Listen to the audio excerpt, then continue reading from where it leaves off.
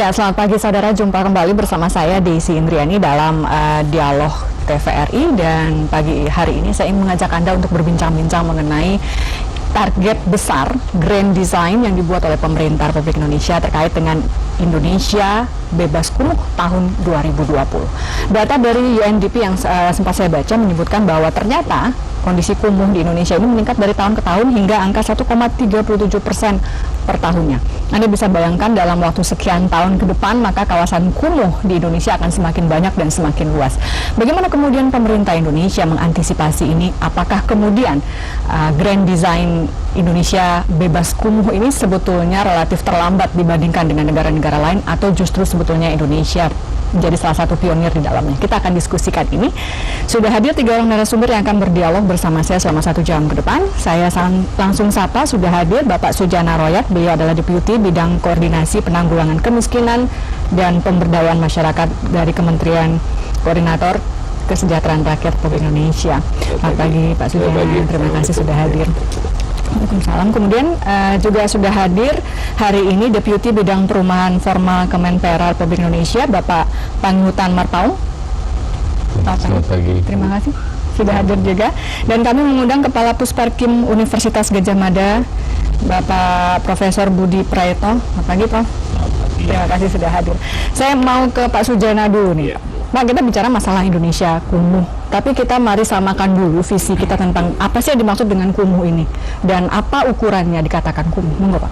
Baik, terima kasih Mbak Desi. Jadi kumuh itu memang saya kira adalah di mana satu kawasan itu memang tidak mencapai tingkat kualitas lingkungan yang baik, ya. Jadi ada beberapa mungkin terlalu lama, tapi ada beberapa teknis, misalnya sanitasi kurang dan sebagainya. Tapi tidak hanya masalah fisik juga, masyarakatnya juga, dan kemudian berbagai parameter-parameter sosial. Kualitas hidup masyarakat juga termasuk di dalamnya. Termasuk di sana juga ada indeks dari istilahnya kenyamanan sosial, ya. Apakah di sana tawuran melulu dan sebagainya, itu juga termasuk, ya. Nah, saya kira itu kira-kira kriteria. Sedangkan kriteria sektoralnya itu masing-masing kementerian dan lembaga mengembangkan sesuai dengan tupoksinya. Nah, itulah karena penanganan kawasan kumuh tidak bisa hanya 1-2 kementerian. Ya, betul. Ya, ada tercatat 18 kementerian dan lembaga itu menangani, ya. Sekarang masalahnya adalah integrasinya. Nah, inilah kita menanganinya di dalam paket integrasi penanganan kawasan. Oke, cukup besar, ada 22 kementerian di 54 program kalau saya tidak salah yang koordinasi. Oh, itu yang kemiskinan. Iya, yang berkoordinasi. Tapi bagaimana membuat itu menjadi operasional kan menjadi problem nanti. Persis. Nanti kita bahas di situ, Pak Sujana. Saya mau ke Pak Panghutan dulu. Bagaimana kemudian di Kementerian Perumahan Rakyat, Pak, untuk membaca Indonesia bebas kumuh 2010 itu, 2020 ini? Ya, kita memang punya beberapa program. Yang pertama adalah urban renewal. Urban renewal ini kan melalui pembangunan rumah susun. Jadi ada 2 kementerian yang berperan dalam urban renewal. Yang pertama adalah Kementerian PU dan yang kedua adalah Kementerian Perumahan. Dan ini sudah berlangsung di beberapa kota di besar Indonesia. Program yang satu lagi adalah program perumahan swadaya, di mana rumah-rumah di kawasan kumuh itu diperbaiki dan termasuk lingkungannya diperbaiki. Dan untuk tahun lalu dan tahun ini kita sampai 250 sampai 500.000 unit rumah. Tapi ini menyebar di seluruh Indonesia. Jangan lupa, kita pada tahun 89 kita pernah terima Habitat Award dari PBB untuk Green Kampung of Surabaya, yang menunjukkan keberhasilan kita dalam menangani kumuh di Surabaya. Kita juga pernah punya MHT, Muhammad Husni Tamrin, yang dulu dikenal dengan Kampung Improvement Program, yang cukup berhasil dan menjadi contoh di banyak negara. Dahulu program-program itu memang terstruktur dengan baik, dan saya kira kita juga harus mulai dari sana, ya. Harus mulai bersama dengan pemerintah daerah melakukan inventarisasi dan menyusun program-program yang terpadu, yang bisa memberikan penanganan yang lebih tepat, yang lebih baik kepada masyarakat di perkampungan kumuh. Karena masyarakat ini kan harus dikondisikan, gitu, ya. Jadi jangan sampai ada istilah ada program pemerintah itu sama dengan penggusuran gitu ya, seperti itu ya. Jadi masyarakat bisa menerima, program juga bisa berjalan, dan hasilnya tentu kita harapkan kumuh berkurangnya atau lebih baik kualitasnya. Gitu. Oke. Prof, tadi dikatakan oleh Pak Panghyutan bahwa sebetulnya ada angka 250.000 unit dari tahun lalu dan tahun sekarang tentu meningkat. Tapi kalau kita lihat angka backlog sendiri pun dari tahun ke tahun kan juga cukup besar rentangnya di situ. Anda melihatnya seperti apa? Jadi begini ya, jadi untuk backlog sendiri itu tidak bisa dilihat dalam satu dimensi ya. Iya. Jadi kalau kita hanya bicara masalah backlog, itu dari angkanya saja yang tahun ini sudah mencapai 15 juta, itu padahal penambahannya itu sekitar setiap tahunnya itu hampir 800-900 ribu. Padahal kemampuan pemerintah itu tidak akan lebih dari 200.000 unit. Artinya apa? Untuk menyelesaikan yang penambahan atau kenaikan laju kekurangan rumah saja nggak mampu, sehingga perlu upaya-upaya besar. Karena kalau hanya sekedar business as usual, dia nggak bisa apa-apa. Lebih-lebih kalau kita kaitkan dengan kumuh. Kumuh itu kita hampir satu abad. Di 1920 itu sudah ada penanganan kumuh. Bahkan pada tahun lalu saya sempat mengatakan bahwa kebijakan kita, artinya kondisi kita seperti tarik poco-poco. Jadi maju selangkah, mundur 2 langkah, kanan kiri dan senyum terus. Jadi kita kadang belum sadar krisis. Dan ini ditambah lagi khusus Indonesia itu kumuh itu ada beberapa kategori. Ada yang namanya kupat, kumuh padat. Ada yang namanya kumis, kumuh miskin. Ada juga kumat. Yang susah ini kumat nih karena kumuh nikmat. Artinya dia kumuh tapi penikmat karena dia kebanyakan dari pengelaju dan sebagainya. Nah, ini artinya kebijakan-kebijakan yang kalau hanya sekedar business as usual, kita tidak akan bisa apa-apa. Kalau begitu Anda memetakannya seperti apa? Kita paling banyak ada di mana? Di kupat, di kumis, atau di kumat nih? Itu kalau secara angka memang ada berapa ya kita kaji, tetapi itu inti permasalahan daripada penanganan kumuh itu ada di pertanahan, kemudian tata kelola dan pembiayaan. Dan ini tidak bisa dilakukan hanya sekedar normatif.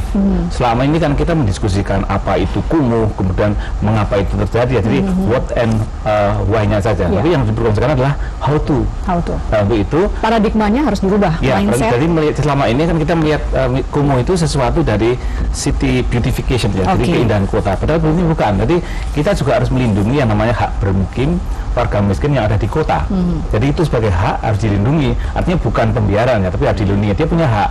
Sehingga misalnya pemerintah itu harus hadir di sini. Misalnya dalam arti adanya kebijakan-kebijakan mencadangkan lahan untuk mencari perumahan untuk warga miskin di perkotaan.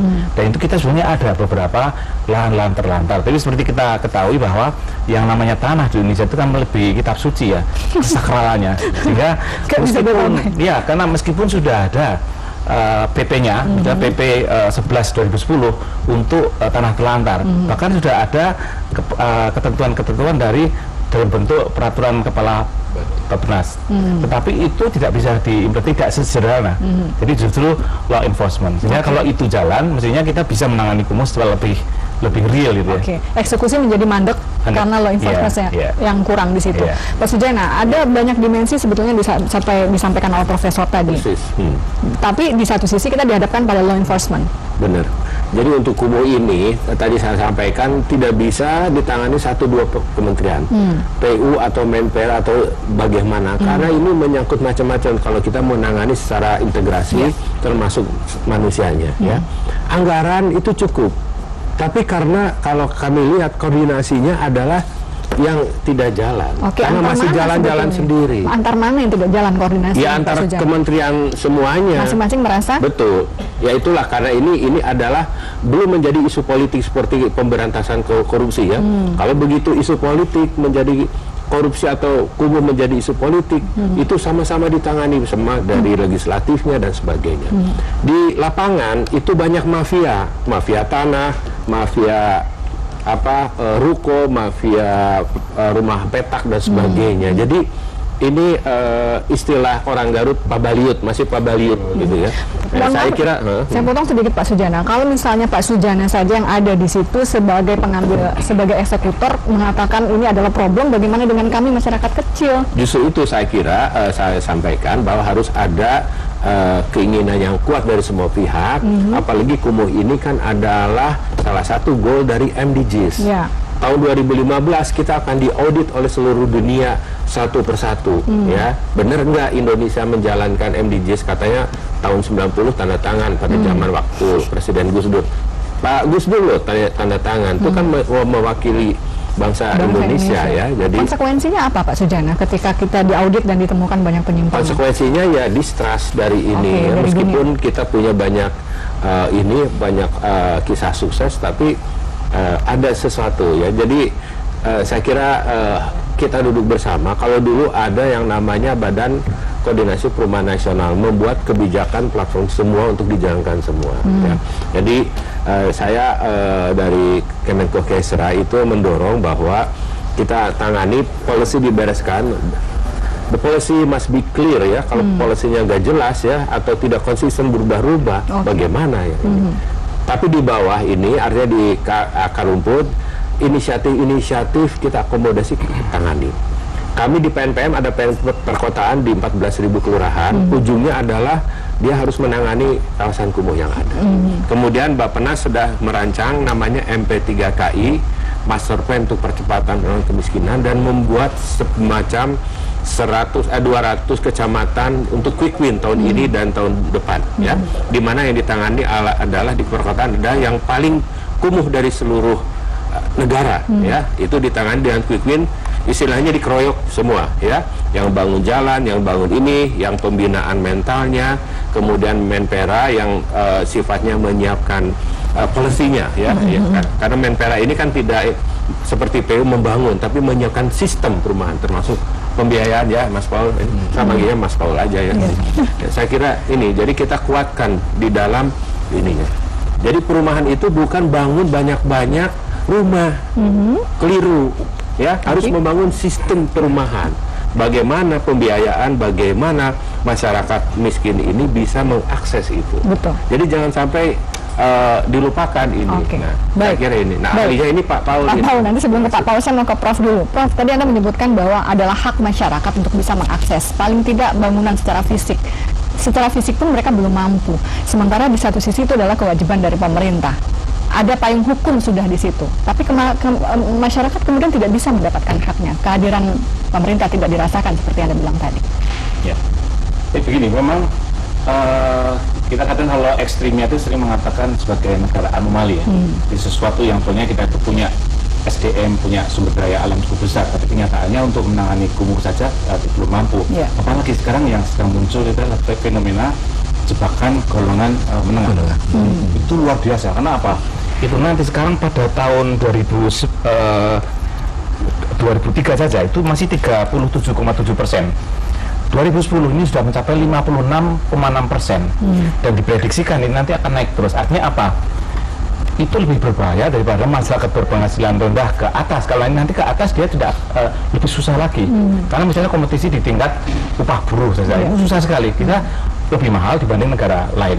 Kita masih punya PR lagi mengenai kumuh, sehingga memang susah untuk mengatakan bahwa kumuh ini hanya dilihat secara seperti disampaikan Pak Sujana, bahwa dilihat secara sektoral, harus sentral. Karena sekarang misalnya katakanlah PU itu punya program yang namanya MUSSP seri 2, Bappenas masih punya Sapola, itu yang ditujukan masih sama. Sejak saya masih mahasiswa dulu sama. Sehingga kita perlu yang namanya upaya besar, karena kalau tanpa upaya besar kita hanya berhenti di dalam kertas. Tapi kata Pak Sujana tadi masalah anggaran bukan masalah, politik anggaran artinya sudah berpihak. Ya. Apa menjadi problemnya? Law enforcement sebetulnya sudah mulai banyak, sudah mulai tumbuh di mana-mana. Sebetulnya kan sadar krisis ya. Jadi sadar krisis. Kebijakannya sadar krisis.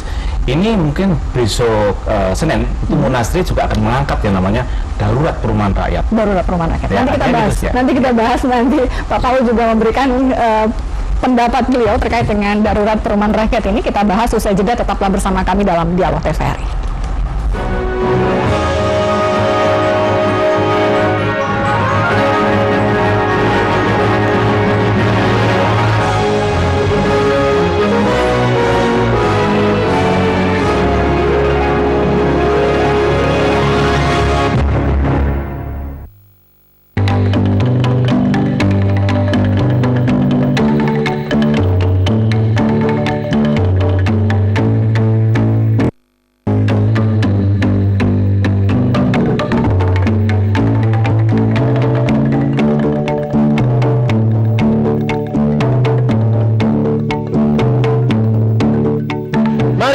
makan ikan agar tubuh selalu menjadi sehat dan kuat.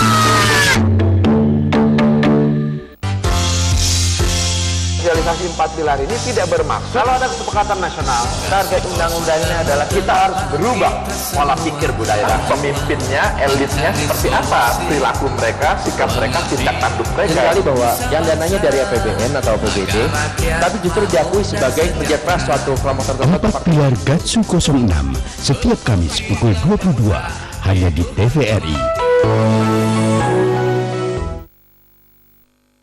Tanah Air Beta adalah satu ungkapan di mana kita sangat mencintai tanah air. Dengan munculnya Undang-Undang Papua Otonomi, itu terjadi proses peningkatan kesejahteraan yang cukup. Jadi kuncinya sejahtera, Pak.